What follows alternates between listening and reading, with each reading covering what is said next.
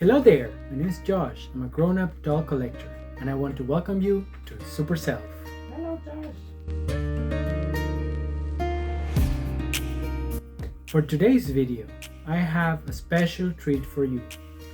I don't know if you have seen it already, but the new Wicked movie is out and I cannot be more excited about it. I am super ready and I hope you are too.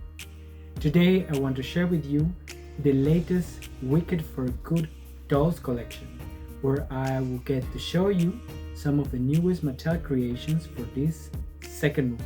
So first up, we have Glinda in this beautiful luxury edition. It's called The Best Witch of Them All, and it's called Glinda in Her Bubble. The box is already telling you this is a luxury product. It's very pretty. It was quite expensive, I would say. It was the most expensive one from the line overall, but it's really beautiful. So I wanted just to show you what is inside, and I hope you are all ready. You have this beautiful Glinda here, and she comes with inside her bubble. She looks pretty and it's very well made. It has a lot of details. She comes with her staff and in this light pink dress from the movie. It gives the illusion as if she is traveling within her bubble. The quality of this product is really high. I can already see. We can actually remove the bubble to have a closer look from the bottom up. We're gonna pull a little bit. Let's remove this on the side for a moment. And here you can see and appreciate more of the details. The background is very pretty. It resembles the Emerald City. And it's a very nice mold of Ariana Grande. I personally think the mold is not exactly 100% accurate or resembles 100% her, but it does have some resemblance, and it has this very nice demure look to her. It comes with a golden sand, also resembling Emerald City. She has pearl shoes similar to the ones in the movie, and it comes with very nice detail. I really think they did a fantastic job with this specific doll. All the details overall, the necklace, the earrings, the construction of the garment. You have a lot of pleats. You can see very nicely how the seam cuts are. The patterns have also a lot of details. You have the sleeves, the two-layered fabric for the skirt, and how big actually the skirt is and the right length. I think it is a very nice product. However, for now I will not remove her from her box. I think she looks as pretty as she can be in this box, also for keeping it on display. So let's move on to the next one. And our next model for today is Elphaba, the Wicked Witch of the West, and this is the luxury edition one. So it is, there are a few versions of Elphaba and of Glinda that Mattel made. They vary on the number of items they come with, the quality, the design of the outfits. And this one is the luxury edition. Also one, her box wasn't as luxurious or fancy compared to Glinda. I'm actually quite disappointed about it because I really think the main character and the main hero here is Elphaba of the overall story, and it is sad that they didn't make that for her. So Mattel should do better next time, or at least make it equal, right? It is about friendship, it is about equality, yet not so nice that I haven't seen this yet. Maybe they're waiting for a new release, I am not sure, but this is what we got already prior to the movie, right? Already was available before the movie was even aired. But these are the official dolls for the movie now that is out. And what does she come with? We can see here she has her hat. She has this micro braided hair, which is very pretty, I must say. I really like this nice detail because Cynthia Erivo also wears these micro braids in the movie. She has the books the book of spells, basically, which you can actually open up, which I find that very, very nice. As a detail, you can actually open it up, and at least this is probably how they managed to create the effect of actually a book. So it's really nice and resembles a lot the actual book from the movie. And you also have here her broom on which she flies. I think it would have been also nice if the bottom of the broom was made out of fibers, similar to what we got on 12 Days of Christmas or something. That would have been also a nice detail, but it's okay overall. It looks very nicely shaded and colorful, and it's okay. Elphaba is wearing her cape. She is wearing also nice high boots. They are resembling like leather material, and they have a chunky top and a chunky bottom back of the boot as well. She has a what resembles a pleated skirt and a jacket outside, like similar to what the movie is. But the one thing I also don't kind of like from this specific version is that everything is sewn in together. So the dress from the inside you cannot really see because there's none. It is just one piece that opens from the back in Velcro. So it looks like a nice fancy outfit. However, it would be nice if for this bright range that this specific doll had, it would have come in different pieces and not just all in one. I think that they missed the mark a little bit.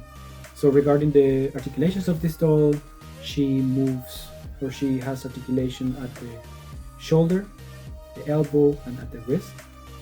She can also move her leg at the hip and at the hip joint, and also at the knee. Regarding her hands, she has one holding hand and one posing hand. The holding hand is for the broom, I believe, so that she can fly it on it, or you can also hold the book with it.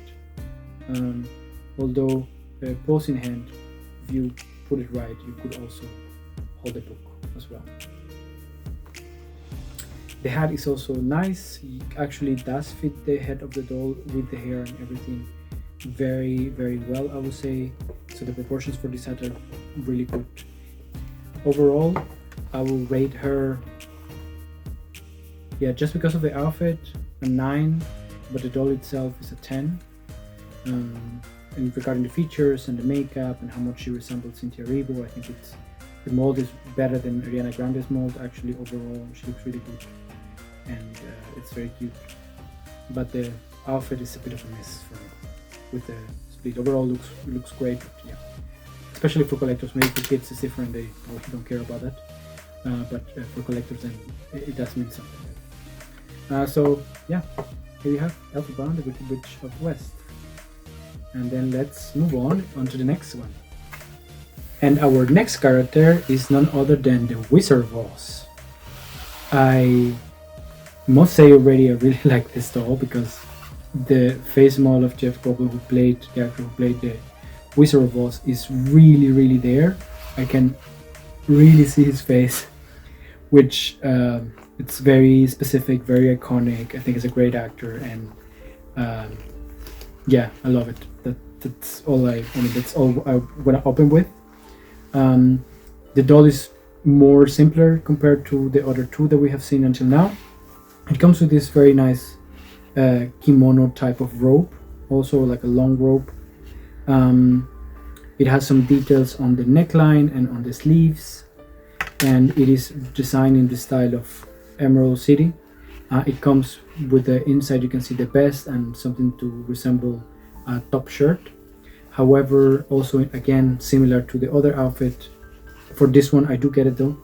It has Velcro on the back to remove the top, and it opens also with a Velcro on the front. I like the fabric though, but that's all there is to this. And all these pieces are sewn into the other one, so it is a bit strange, the construction. They are basically just saving fabric on the back, which I think they could have actually just added it to it, to be honest, but hey, we might know more about this, and maybe trying to save some cost there. The jacket is not lined, but the fabric seems to be 2-in-1 fabric. So it's has a print on the outside, and in the inside is on this green color. It comes with separate piece of pants, so the pants are separate, and it comes with green boots, which are also kind of cool, I would say. Really see this work in many other dolls. Similar to Elphaba, the articulations are at the shoulders, on the elbows, at the wrists, on the legs, at the hip area, and on the joints of the knees. It comes with one holding hand and one standard hand, and it has a holding hand because as an accessory it comes also with this cane. The cane is very nice, I would say. It has this tip in a transparent green. It's kind of see-through, but not really. It's just the light comes through and it makes it look very nice, I would say. It's very cool. I really like that. And the hair of the doll is not rooted, it's just in the mold and painted, which makes perfect sense. There are some other dolls where they're trying to resemble the short hair of the person the best they can, but it is very hard in these dimensions. So to really capture and achieve the look, I think they have no other option than actually do this way. So overall looks good. I give this doll actually a 10 out of 10 also for the price range. I think it just makes perfect sense. Then let's move to the next one. And for our last guest of today, we have cute little Dorothy. She is new addition. As I said before, she came out, or this line of dolls came out before the movie was actually released. And the character was not announced by the time the doll was made, or the cast was not announced, which then means this is not the face movement of Dorothy from the movie. However, she looks very cute. It is very nice. It's a very nicely made doll. She comes with braided hair, and she's wearing this checkered dress like the original movie, in tones of the original movie, with puff sleeves and a collar, a white collar, and a shirt under the dress. It is very, I would say, nicely made. Again, it's all just one piece with a velcro on the back. She comes with a little basket, and they've added this cute little dog, which I must say is super cute. And the dog actually moves the head left and right, which it gives a lot of character to the dog as well. Dorothy, as I said, is wearing braids, and the braids are tied up at the end with a little elastic band, a plastic elastic band, and to that band there's some glued little lace ribbons, or some ribbons, which I could have just made everything out of the same material instead of a plastic band, the plastic band wrapper. That's silly. I will see later if I can change it and maybe make it look a bit nicer. The braids are a bit bulky, and this is exactly what I meant before regarding the Wizard of Oz. At this proportion, it is really hard to get things right. Compared to a real person, these braids are too big, so it will not look realistic. Otherwise, I think they need to find out a better way of doing that. They should have made maybe a little thinning to make it a bit thinner and then braid them. That would have also probably worked, but I'm not an expert on that, so yeah, but let's see. The doll also is wearing socks, and she's wearing her little shoes, which are not red just yet, but we know. I mean, if you don't know why, then you should watch the original Wizard of Oz movie, and then you will find out. Won't spoil you, promise. So she comes with this little basket as well, and this is where she has this rubbing hand, and the opposing wand is really nice. Similar to the other dolls, she has articulations at the shoulders, at the elbow, and at the wrist. Her hands are posed in a really nice way, actually, and look like a lot of details into this mold of hands. Compared to some other ones, that look very proportionate, I would say. Some of the other Made to Move has these weird hands. Maybe Mattel, you should listen and put this type of hands next time. because this looks really good, really good. And yeah, she also has articulation again at the hip joints, at the knee, and the ankles are stiff, so you cannot really move them. There you have it. That's our last doll for this video. Now let's get ready to have some fun. I just wanted to share a mini tutorial with you very quickly. I don't know if you have the chance, but I found online this poster for the movie, and it has two parts. You can see on the top Elphaba and Glinda, and it's written, "You will be changed, wicked for good." At the bottom part, you have this O's background with some flowers, and you can see the yellow brick path. So I had this idea that maybe we can use this picture as a backdrop for taking some other photos. So without further ado, let's get ready to have some fun.